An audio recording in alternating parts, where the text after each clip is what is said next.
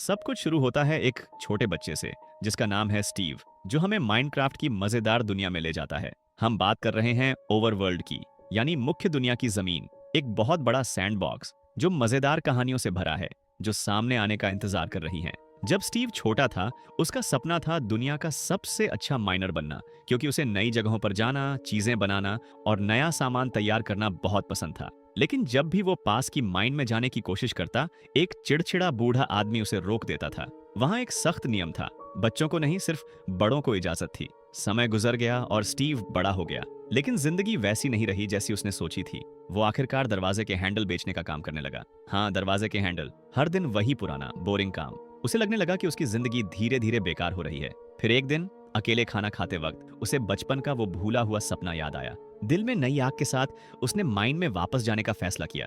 इस बार कोई भी उसे नहीं रोक सकता था, और सचमुच वो वहां पहुंच गया। भले ही वो बूढ़ा आदमी अभी भी था, स्टीव ने हार नहीं मानी और पागलों की तरह खोदना शुरू कर दिया, जैसे वो सारा खोया हुआ समय वापस पाना चाहता हो। तभी उसे दो अजीब चीजें मिली, एक क्रिस्टल क्यूब और दूसरी क्रिएशन क्यूब। जब उसने उन्हें जोड़ा, धमाका हुआ और एक जादुई जगह का दरवाजा खुल गया। ओवरवर्ल्ड, एक ऐसी दुनिया जहां कुछ भी मुमकिन था। उसने एक गुलाबी भेड़ भी देखी। उसकी ऊन से उसने 3 शानदार घर बनाए और अपने सपनों का आर्किटेक्ट बन गया। अपनी सैर के दौरान स्टीव की मुलाकात के जंगली भेड़िए से हुई, जिसने पहले उसे खाने की कोशिश की, लेकिन एक रसीली फीमर बोन से उसने उस जानवर को पाल लिया और उसका नाम रखा डेनिस। उस पल से वो दोनों गहरे दोस्त बन गए। साथ में उन्होंने कमाल की चीजें बनाई, दुनिया को अपने तरीके से ढाला और जल्द ही सारे जानवर उनके साथ शांति से रहने लगे। समय बीतता गया, वो बनाते रहे, नई जगहें देखते रहे, नई चीजें खोजते रहे। फिर एक दिन स्टीव को कुछ पुरानी खंडहर मिले। वहां अंदर एकदम सही जगह पर रखा हुआ एक संदूक था। उस संदूक में एक नया पोर्टल था। ये पोर्टल अंडरवर्ल्ड की ओर जाता था, जिसे नेदर कहते हैं।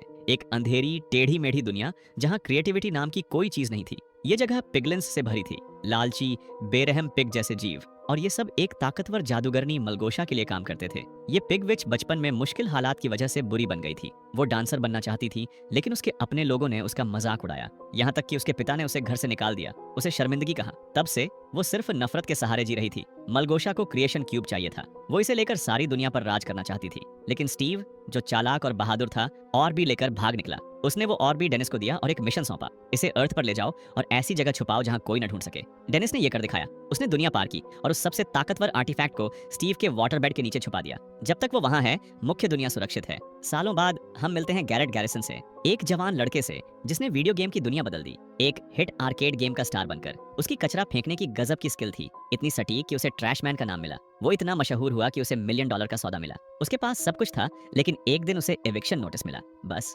किस्मत ने उसे ऊंचाइयों से सीधे नीचे गिरा दिया। अब गैरेट पूरी तरह कंगाल हो चुका था। तो हाँ, गैरेट, जो अब टूट चुका था और वापसी की आस में था, एक लोकल ऑक्शन में गया, उम्मीद में कि उसे कुछ ऐसा मिले जो वो बेचकर पैसे कमा सके। वहां के एक स्टाफ ने उसे एक पुराने आर्टिफैक्ट के बारे में बताया, जो बहुत कीमती था। उत्सुक होकर गैरेट ने कहा कि अगर वो उसे सस्ता देंगे और उसे और अच्छे से देखने देंगे, तो वो इसे खरीदने के बारे में सोचेगा। नीलामी शुरू होती है और थोड़ी सी बोली की जंग के बाद गैरेट उस रहस्यमयी चीज को $900 में ले लेता है, ये वादा करके कि वो 6 महीने में पैसे चुकाएगा। लेकिन जब उसने डिब्बा खोला तो पूरी तरह निराशा हुई। डिब्बा बिल्कुल खाली लग रहा था। गुस्से में उसे लगा कि उसे ठग लिया गया। उसने डिब्बे का ढक्कन जोर से बंद कर दिया। उसे नहीं पता था कि क्रिएशन क्यूब उसी में था, बिल्कुल सामने छुपा हुआ। निराशा में अंधा होकर उसने ध्यान ही नहीं दिया। पास में खड़ा कोई शख्स, जो उसकी शिकायत सुन रहा था कि वो पूरी तरह कंगाल है, ने कहा कि शायद अब उसे ऐसी संदिग्ध नीलामियों में खजाना ढूंढना बंद कर देना चाहिए। इधर हम मिलते हैं हेनरी और उसकी बड़ी बहन नैटली से। वो दोनों माँ के गुजर जाने के बाद शहर में नए नए आए हैं। नैटली, जो अपनी जिंदगी को फिर से पटरी पर लाने की कोशिश कर रही थी, ने एक छोटी सी नौकरी शुरू की जिससे किराया निकल सके। उनके नए घर पर डॉन नाम की एक दोस्ताना रियल एस्टेट एजेंट ने उनका स्वागत किया, प्यारी बातों और गर्मजोशी के साथ। अगली सुबह नैटली ने हेनरी के लिए नाश्ता बनाया, एक पिज्जा, ताकि वो अपने नए स्कूल के दोस्तों के साथ बांट सके। उसने हेनरी को एक कोलोन की शीशी भी दी, बस प्यार दिखाने के लिए। लेकिन हेनरी, जो अभी भी बदलाव और दुख से परेशान था, ने मुश्किल से शुक्रिया कहा और स्कूल के पहले दिन के लिए निकल गया। उधर गैरेट अपनी दुकान में पुराना कबाड़ साफ कर रहा था, तभी हेनरी वहां आ पहुंचा। बच्चा, जो उत्सुक था, ने गैरेट को एक पिज्जा का टुकड़ा ऑफर किया, बदले में कुछ सलाह मांगते हुए। गैरेट, जो खुद को लाइफ के गेम का सेल्समैन कहता था, ने मजाक में कहा कि उसकी सलाह की कीमत $50 प्रति घंटा है। मजाक करते हुए उसने कुछ सच्ची बातें कही। दोस्त पजल की तरह होते हैं, कभी कभी तुम्हारे पास सारे टुकड़े होते हैं और कभी कभी बस एक टुकड़ा कम होता है जिसे तुम पूरा महसूस करो। उसने ये भी कहा, तुम अकेले टीम नहीं बन सकते, लेकिन बस एक और इंसान के साथ तुम कुछ भी हरा सकते हो। प्रेरित होकर हेनरी ने पिज्जा छोड़ा और क्लास की ओर चला गया। स्कूल में उसकी मुलाकात प्रिंसिपल से हुई, जिसने उसे नेम टैग दिया। बातचीत के दौरान प्रिंसिपल ने अचानक बताया कि उसकी शादी सालों से खत्म हो चुकी थी,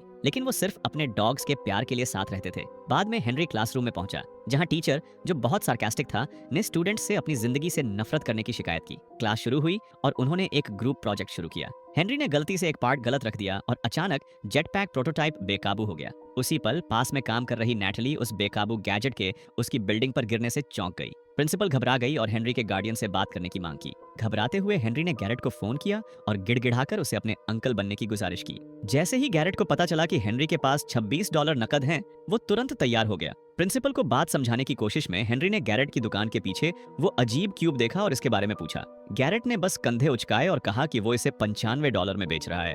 उसे बिल्कुल नहीं पता था कि ये क्यूब असल में करता क्या है। लेकिन फिर कुछ डिब्बों में टटोलते हुए उन्हें एक पुराना इंस्ट्रक्शन मैनुअल मिला। उसमें एक चेतावनी बड़े बड़े अक्षरों में लिखी थी, किसी भी हाल में ORB और क्रिस्टल क्यूब को एक साथ नहीं जोड़ना चाहिए। उसमें यह भी लिखा था, कभी नहीं, भले ही तुम कंगाल हो जाओ, सिर्फ ये सोचकर क्यूब को मत खोलना कि इसमें कोई खजाना छुपा है। जिज्ञासु होने के नाते और चेतावनी को पूरी तरह नजरअंदाज करते हुए दोनों ने इसे देखने का फैसला किया। वो एक पुरानी खाली माइंड में गए ये देखने के लिए कि इस चीज में कोई ताकत है या नहीं। उन्हें नहीं पता था कि वो एक ऐसे एडवेंचर की शुरुआत करने वाले हैं जो उनकी जिंदगी हमेशा के लिए बदल देगा।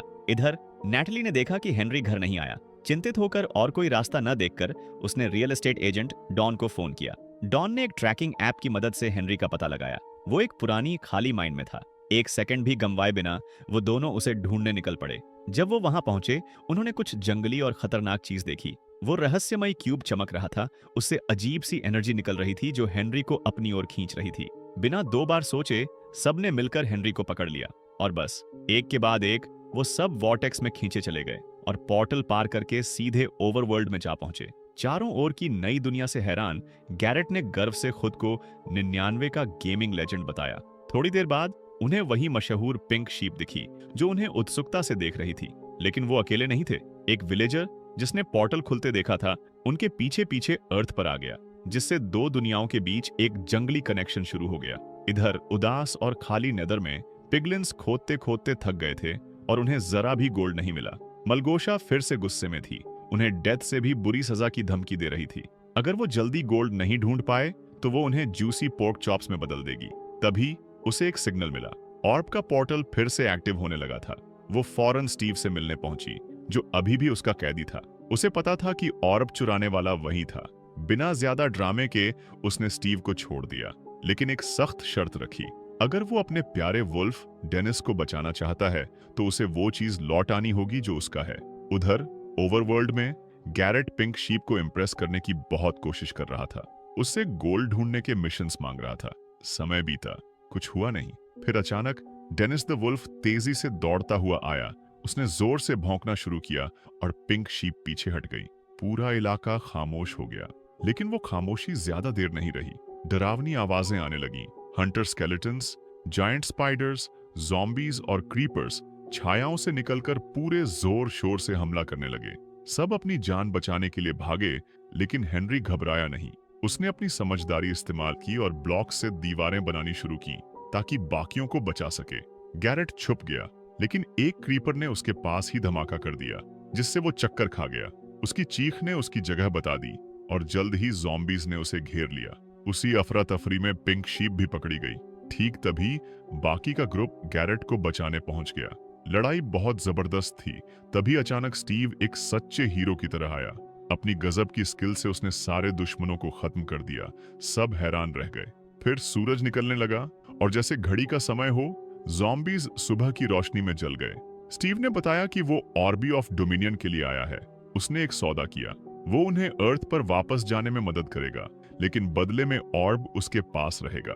बिना क्रिस्टल क्यूब के सुरक्षित वापस जाना मुमकिन नहीं था, तो या तो उन्हें क्यूब वापस लेना था या फिर एकमात्र दूसरा रास्ता ढूंढना था। इधर वो विलेजर जो पोर्टल के रास्ते उनके पीछे आया था, उसे स्कूल प्रिंसिपल की जीप ने टक्कर मार दी। वो डिस्ट्रैक्टेड होकर गाड़ी चला रही थी। शर्मिंदगी और मुकदमे की चिंता में उसने जल्दी से बात को संभालने की कोशिश की। विलेजर को डिनर का ऑफर दिया और कहा, आजकल हर कोई मुझ पर केस करने की कोशिश में है, लेकिन तुम समझदार लगते हो। उधर बच्चों के साथ ग्रुप एक शांत विलेज में पहुंचा, जहां शांतिप्रिय और उत्सुक विलेजर्स रहते थे। वहां उनकी मुलाकात कुछ नए किरदारों से हुई। एक लेजेंडरी पिग, एक समझदार लामा और एक विशाल आयरन गोलेम जो जगह को सम्मान और ताकत से सुरक्षित रखता था। थकान मिटाने के लिए सबने मिलकर रोस्ट चिकन का खाना खाया। स्टीव, जो हमेशा सतर्क रहता था, ने चेतावनी दी कि चिकन को लावा पर पकाया गया था और वो अभी भी बहुत गर्म था। लेकिन गैरेट, जो अपनी कमजोरी मानने में घमंड करता था, ने चेतावनी को नजरअंदाज किया, एक बड़ा टुकड़ा खाया और सबके सामने इज्जत बचाने के लिए दर्द को सह लिया। उधर नेदर में मलगोशा का गुस्सा फट पड़ा। बार बार की नाकामी से तंग आकर उसने अपनी सेना के सबसे ताकतवर जनरल चुंगुस को बुलाया, जो सबसे मजबूत और हैरानी की बात सबसे दयालु पिगलिन था।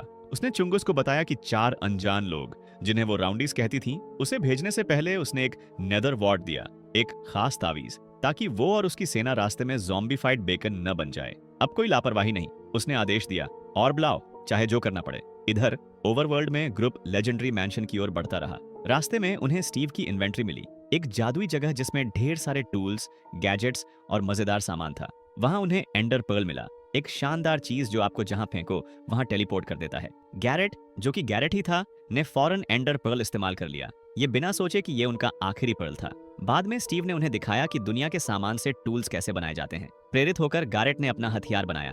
थोड़ा अजीब था, लेकिन काम चल रहा था। दूसरी तरफ हेनरी ने असल दुनिया का कुछ कबाड़ माइनक्राफ्ट के सामान के साथ मिलाया और हैरानी की बात, कुछ बहुत काम की चीज बना दी। बाद में गैरेट ने स्टीव को एक तरफ ले जाकर बात की। उसने कबूल किया कि उसने ऑर्बी के अंदर छुपा नोट पढ़ लिया था और सीधे सीधे रूमर्ड ट्रेजर के बारे में पूछा। स्टीव ने सच बता दिया, हाँ, उसके पास डायमंड्स का जखीरा था, लेकिन वो माइंस में बहुत गहरे, मैंशन से बहुत दूर थे। वहां तक पहुंचना बड़ा जोखिम था, लेकिन गैरेट ने पलक भी नहीं झपकी। उसने स्टीव की आंखों में आंखें डालकर कहा, नो डायमंड्स, नो ऑर्ब। तो वो माइंस की ओर चल पड़े। जैसे ही वो निकलने वाले थे, धम, पिगलिन्स आ गए। जनरल चुंगस ने स्टीव से अपना परिचय दिया, नरमी से, लेकिन ऐसे लहजे में जैसे कह रहा हो, मैं तुम्हें पलक झपकते मार सकता हूँ। हमेशा की तरह स्टीव ने हालात संभालने की कोशिश की, लेकिन गैरेट, जो थोड़ा जलन महसूस कर रहा था और ध्यान बटोरना चाहता था, बीच में कूद पड़ा। अपने अजीब से DIY हथियार के साथ उसने चुंगस पर हमला किया और पूरी तरह चूक गया, बल्कि स्टीव को ही मार बैठा। चुंगस को तो खरोंच भी नहीं आई। हंगामा मच गया। लड़ाई में सब बिखर गए। नैटली और डॉन एक ग्रुप में रह गए, जबकि लड़के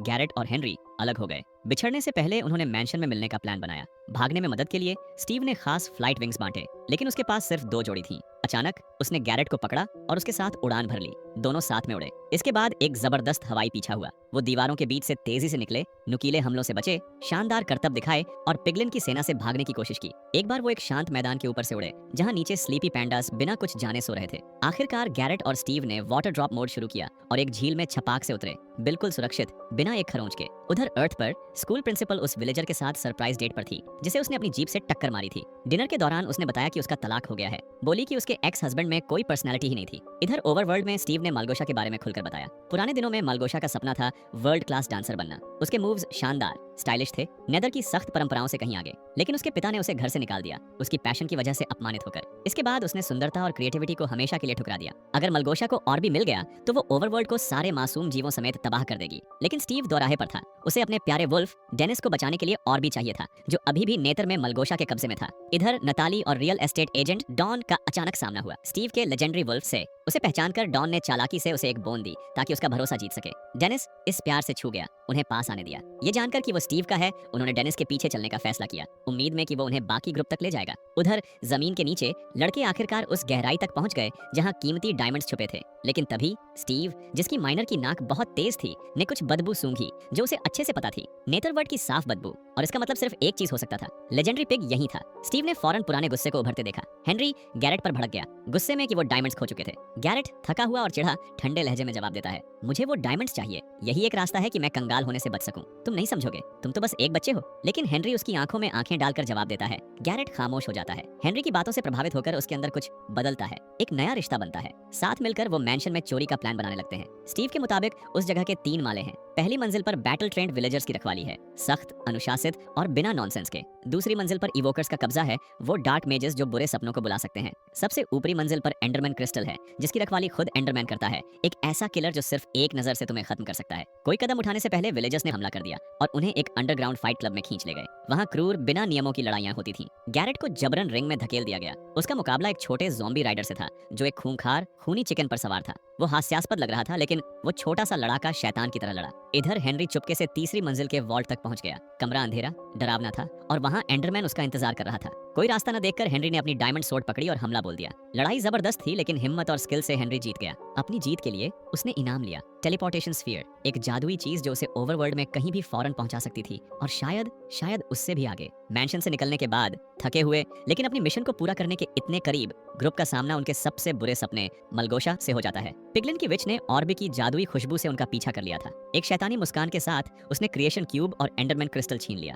न कोई लड़ाई, न कोई चेतावनी, बस घमंड। वो नेतर की छायाओं में गायब हो गई, जैसे वो पहले ही जीत चुकी हो। निराश होकर स्टीव और हेनरी भागने की कोशिश करते हैं, ये जानते हुए कि आर्टिफैक्ट्स वापस लेना मुमकिन नहीं है, लेकिन गैरेट टस से मस नहीं होता। वो सामने देखता है, उसकी आंखों में बगावत की आग जल रही है। वो कहता है, अगर मुझे हारना है तो मैं स्टाइल में हारूंगा। उसने अपने हाथ ऊपर उठाए और चिल्लाया, और फिर उसने एक जबरदस्त धमाका कर दिया। धमाके की लहर ने सबको अलग अलग बिखेर दिया। लड़के चोटिल और मुश्किल से होश में मलबे के बीच गिरे। कुछ पल बाद डेनिस ने स्टीव को ढूंढा और उसे धक्का देकर जगाया। स्टीव धीरे धीरे उठा, दूर। हेनरी हिला। वो दर्द में था लेकिन जिंदा था। तबाही के बीच उन्हें एक अजीब सा छोटा ढांचा दिखा, एक कोजी मशरूम हाउस। डॉन ने इसे जल्दी में आश्रय के लिए बनाया था। नैटली और डॉन के साथ फिर से मिलकर ग्रुप को एहसास हुआ कि हालात कितने खराब हो चुके हैं। ओवरवर्ल्ड में अंधेरा फैल रहा था, मलगोशा की ताकत सब कुछ निगल रही थी। गैरेट के लिए, दुनिया के लिए और जो कुछ भी उन्होंने सहा था, उन्होंने वापस लड़ने का फैसला किया। वो नए टूल्स बनाने लगे और मजबूत और चालाक। हेनरी टेलीपोर्टेशन स्फीयर हाथ में लेकर एक प्लान बनाता है। उसने आयरन गोलेम्स को अपग्रेड किया, उनमें सुपर स्पीड मॉड्यूल्स जोड़े।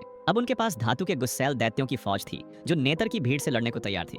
मालगोशा उन्हें आते देखकर हंसी। गोलेम्स तब तक नहीं लड़ते जब तक उन्हें उकसाया न जाए, लेकिन एक बेकार सा पिगलिन ने पहला घूंसा मारा और बस इतना ही काफी था। गोलेम्स भड़क गए और जंग शुरू हो गई। गुस्से में भरी मालगोशा ने अपना सबसे खतरनाक हथियार ग्रेट पिग को छोड़ा, लेकिन उसे इसकी उम्मीद नहीं थी। हीरोज ने अपना अल्टीमेट गोलेम बनाया था, और बड़ा और ताकतवर, जो एक गुप्त अलॉय से बना था।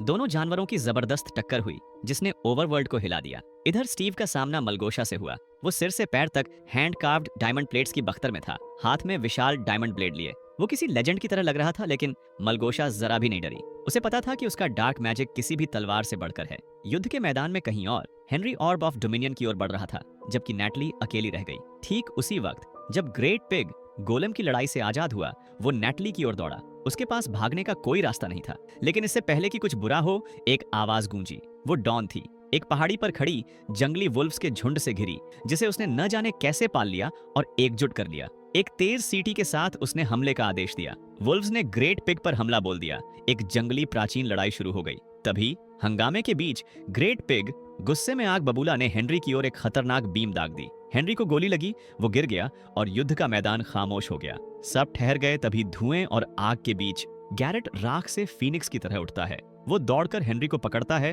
और उसे सुरक्षित जगह ले जाता है। बची खुची ताकत के साथ हीरोज फिर से इकट्ठा होते हैं। वो मालगोशा की डार्क मशीनरी को तोड़ डालते हैं और ऑर्ब ऑफ डोमिनियन को गहरे गड्ढे में फेंक देते हैं। अचानक रोशनी फिर से चमकने लगती है। ओवरवर्ल्ड सांस लेता है। संतुलन वापस आ रहा है, लेकिन जैसे ही ऑर्ब गिरता है, ग्रेट पिग उसे पकड़ लेता है। सारी उम्मीद खो सी जाती है। तभी अल्टीमेट गोलेम एक जबरदस्त आखिरी वार करता है। वो जानवर को ध्वस्त कर देता है और ऑर्बी को हमेशा के लिए वापस ले लेता है। ऑर्ब फिर से उनके हाथ में है और अब आखिरी जंग का वक्त है। स्टीव मलगोशा का सामना करने के लिए आगे बढ़ता है। वो कमजोर, घिरी हुई, हारी हुई है। स्टीव उसकी आंखों में देखता है। खत्म हुआ, तुम हार गई। लेकिन अब भी वो उसे धोखा देने की कोशिश करती है। 3 बार वो छुपा हुआ नाइफ लेकर झपटती है। 3 बार स्टीव उसे रोक देता है। स्टीव जानता है कि जंग खत्म हो चुकी है, लेकिन उसे मारने की बजाय वो चला जाता है। वो उसे जिंदा छोड़ देता है ताकि वो अपनी हार की शर्मिंदगी के साथ जिए। खतरे को पूरी तरह खत्म करने के बाद स्टीव ग्रुप से अलविदा कहता है। वो हेनरी की ओर मुड़ता है और उसे ओवरवर्ल्ड में रहने का ऑफर देता है, एक नई जिंदगी शुरू करने का मौका। लेकिन हेनरी मुस्कुराकर सिर हिलाता है। वो घर जा रहा है। स्टीव उसके फैसले का सम्मान करता है। वो अपने वफादार वुल्फ डेनिस से मिलता है, लेकिन फिर सबको हैरान कर देता है। वो डेनिस के पास झुकता है और उसकी रस्सी डॉन को सौंप देता है। उसे शांति की जिंदगी चाहिए, और तुम्हें भी, स्टीव हल्की मुस्कान के साथ कहता है। फिर वो गैरेट को गले लगाता है, उसे सच्चा दोस्त और बहादुर योद्धा कहता है। वो नैटली और डॉन को उनकी हिम्मत के लिए शुक्रिया कहता है। वो एक एक करके उन्हें पोर्टल से जाते देखता है, और जब वो अपनी शांत ओवरवर्ल्ड की जिंदगी में वापस जाने वाला होता है, स्टीव रुकता है। वो इधर उधर देखता है, एक पल सोचता है, और नई हिम्मत के साथ वो अर्थ के पोर्टल में चला जाता है। कुछ दिन बाद सब कुछ बदल चुका है। गैरेट ने बड़ा लेवल अप कर लिया है। उसकी दुकान अब पूरी तरह हिट है। वो हसल और गेमिंग का मास्टर बन गया है। ग्रुप ने मिलकर उनकी जंगली एडवेंचर पर एक नया वीडियो गेम लॉन्च किया। जिंदगी इससे बेहतर नहीं हो सकती। डॉन ने रियल एस्टेट छोड़ दिया और अब एडवेंचर के लिए जीती है। डेनिस के साथ वो जहां जाती है, मस्ती लाती है। जैसा कि उसका नया कैच फ्रेज कहता है। नैटली ने अपना सेल्फ डिफेंस स्कूल खोला। अब वो एक लोकल हीरो कम्युनिटी की स्टार है। और हेनरी, उसने आखिरकार जेट पैक को कामयाब कर लिया। आसमान में उड़ते हुए वो अपने सपने जी रहा है। और यही कहानी खत्म होती है, या शायद नहीं। पोस्ट क्रेडिट सीन शुरू होता है। पता चलता है कि विलेजर और स्कूल प्रिंसिपल के बीच प्यार पनप गया। अब वो इंसानों की तरह धारा प्रवाह बोलता है और वो विलेजर की भाषा सीख गई। उस जंगली रात के बाद से विलेजर के दिमाग में एक ही बात थी। वो उसका हाथ पकड़ता है, एक घुटने पर बैठता है और सवाल पूछता है।